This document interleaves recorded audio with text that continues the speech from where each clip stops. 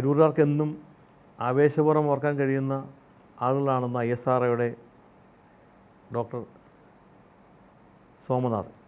യുവജനങ്ങൾക്ക് ആകർഷകമായ രൂപത്തിലേക്ക് വിദ്യാഭ്യാസപരമായും കലാപരമായും കായികപരമായും എത്താൻ പറ്റുന്ന സംവിധാനത്തോടൊപ്പം തന്നെ കേന്ദ്ര സർക്കാരിൻ്റെ സ്റ്റാർട്ടപ്പ് പദ്ധതികൾ അപ്പോൾ വലിയ രൂപത്തിലേക്കാണ് കേന്ദ്രം സഹായിക്കുന്നത്. ലോണാണെങ്കിലും സബ്സിഡി ആണെങ്കിലും ഈ യുവജനങ്ങൾക്ക് കൂടുതൽ ആനുകൂല്യങ്ങൾ കിട്ടാൻ അവരെ ഉയർത്തിക്കൊണ്ടുവരാൻ പറ്റുന്ന എന്തും ചെയ്യുന്ന പദ്ധതികളാണുള്ളത്. കണ്ട കണ്ട മാനത്ത് കണ്ട ചക്കിപ്പരുന്തു പറക്കണത്, വെള്ളി മാമല മേലെ പറക്കണ ചക്കിപ്പരുന്തിൻ്റെ തേരോട്ടം.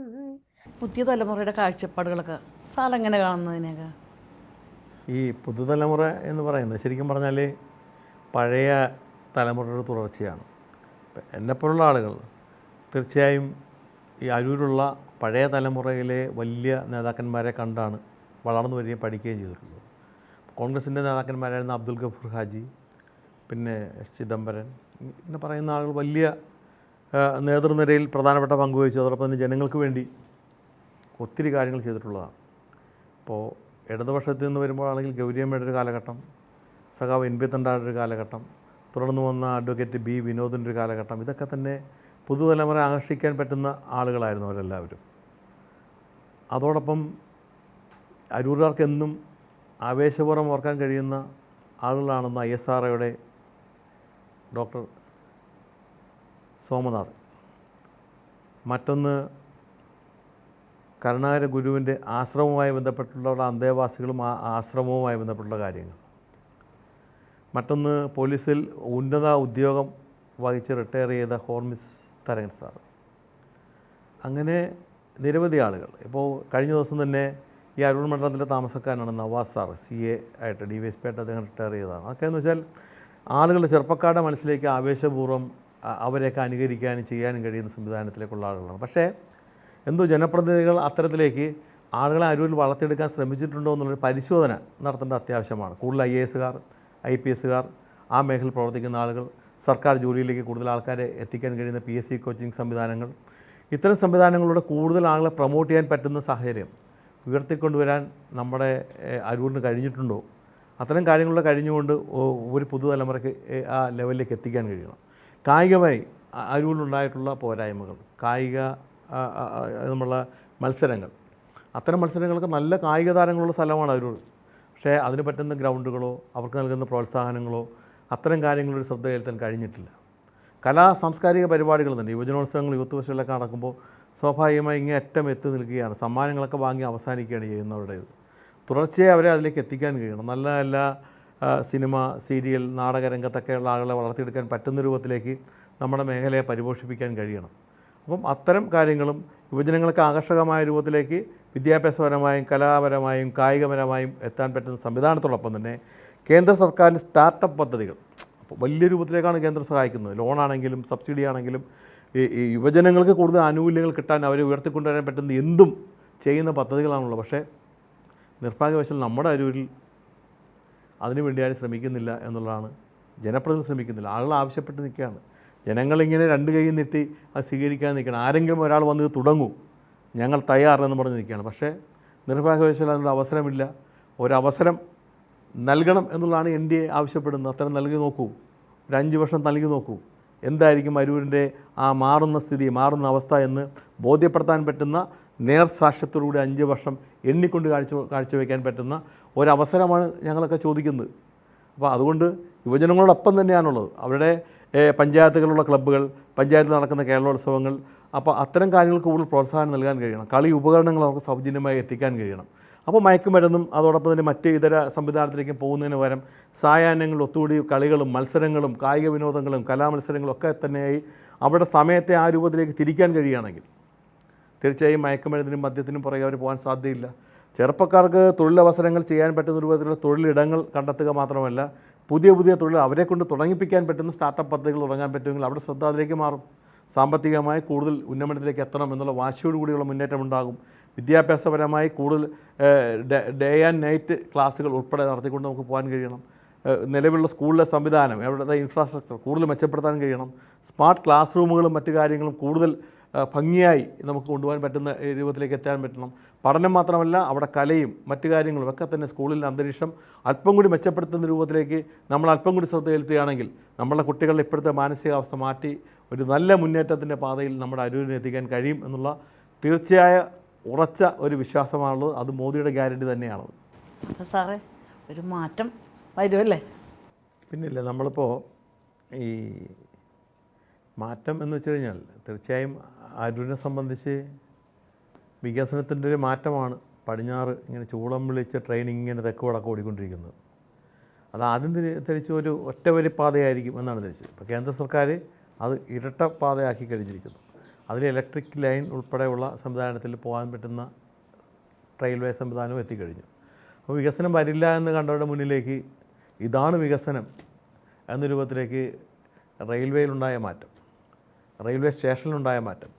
10-15 വർഷം മുമ്പ് റെയിൽവേ സ്റ്റേഷനിലൊക്കെ ചെന്ന് നിൽക്കാൻ തന്നെ ആൾക്ക് ഭയമായിരുന്നു. ഇപ്പോൾ ആളുകൾ രാവിലെ നടക്കാനും വൈകുന്നേരം നടക്കാനും കാറ്റ് കൊള്ളാനും ഒക്കെ നിൽക്കുന്ന രൂപത്തിലേക്ക് റെയിൽവേ സ്റ്റേഷൻ മാറ്റിക്കഴിഞ്ഞു. ആ രൂപത്തിലേക്ക് അതിൻ്റെ വികസനം എത്തിക്കഴിഞ്ഞു. ഇപ്പോൾ മേൽപ്പാലമാണെങ്കിലും മറ്റിതര സംവിധാനമാണെങ്കിലും എത്തിക്കഴിഞ്ഞു.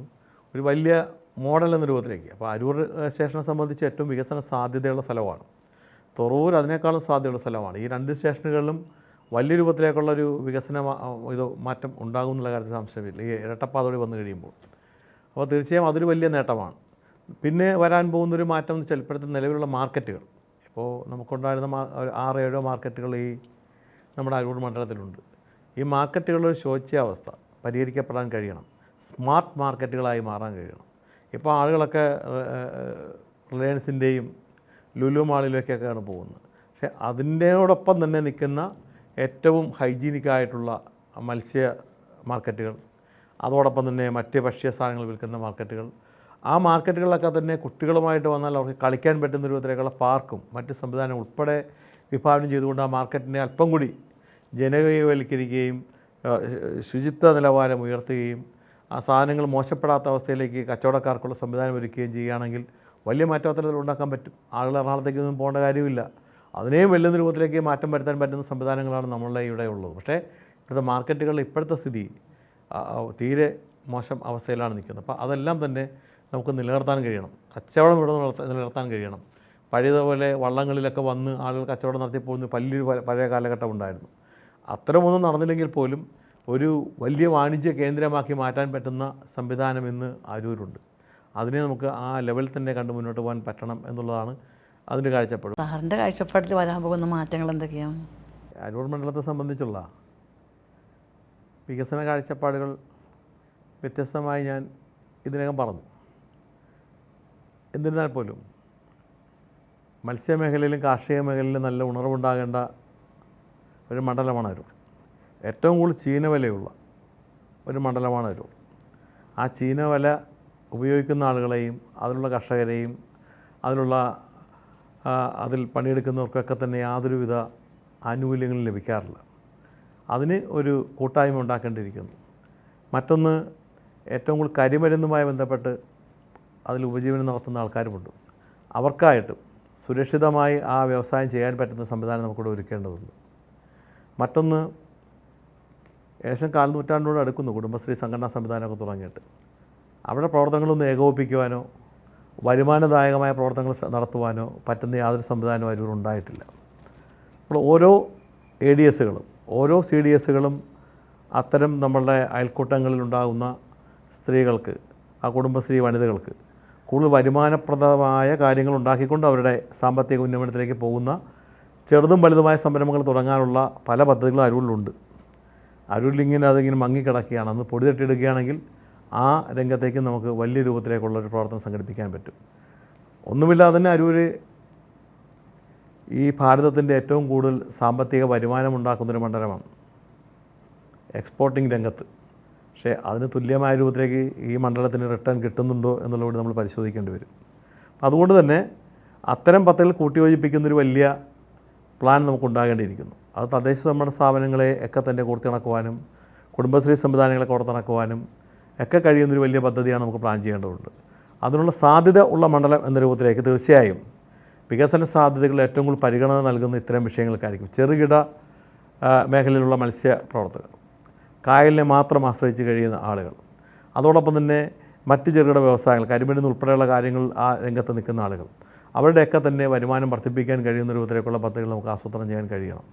നിലവിലുള്ള ആഘോഷങ്ങൾ, ഓണമാണെങ്കിലും ക്രിസ്മസ് ആണെങ്കിലും റംസാനാണെങ്കിലും ഒക്കെ തന്നെ നന്നായി ആഘോഷിക്കുന്ന ആളുകളാണ് ഈ പ്രദേശത്തുള്ള ആളുകൾ. അവർക്ക് അത്തരം ആഘോഷങ്ങളിൽ കൂടുതൽ കരുത്ത് പകരാൻ പറ്റുന്ന രൂപത്തിലേക്ക്, ചാരുത പകരാൻ പറ്റുന്ന രൂപത്തിലേക്ക് നമുക്ക് നല്ല നല്ല കലാ സാംസ്കാരിക സന്ധ്യകൾ ഉൾപ്പെടെ നമുക്ക് കൊണ്ടുവരാൻ പറ്റുന്ന പദ്ധതികൾ നമുക്കുണ്ടാകണം.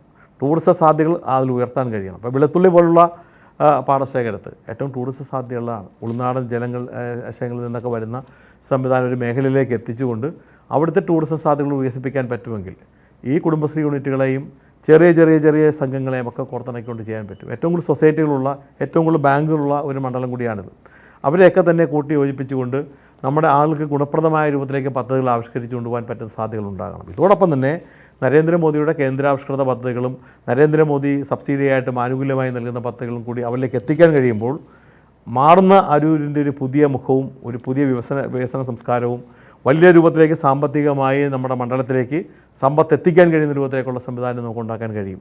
കുട്ടികളിലെല്ലാം തന്നെ സമൂലമായി വിദ്യാഭ്യാസപരമായ മാറ്റം വരുത്താൻ പറ്റുന്ന പദ്ധതികളും ഇതിലുണ്ടാകും. അപ്പോൾ ജനിച്ചു വീഴുന്ന കുട്ടി തൊട്ട് മരണം വരെ എത്തുന്ന അവസ്ഥയിൽ ഒരു മണ്ഡലത്തിലെ ജനങ്ങളെ എങ്ങനെ അവരെ വികസനത്തിൻ്റെ പാതയിലേക്ക് എത്തിക്കാൻ കഴിയും, സാമ്പത്തികമായ ഉന്നമനത്തിൽ എത്തിക്കാൻ കഴിയും, അവരുടെ ആരോഗ്യപരമായ സംരക്ഷണം എങ്ങനെ മുന്നോട്ട് കൊണ്ടുപോകാൻ പറ്റും, അവരുടെ വ്യവസായപരമായ സംരക്ഷണം എങ്ങനെ മുന്നോട്ട് കൊണ്ടുപോകാൻ പറ്റും എന്നുള്ളൊരു നേർക്കാഴ്ചയ്ക്ക് വേണ്ടിയാണ് 5 വർഷം ഞങ്ങൾ നമ്മുടെ അരൂരിന് വേണ്ടി, നമ്മുടെ നാടിന് വേണ്ടി ഇത്തരം പദ്ധതികൾ എത്തിക്കുന്നത്.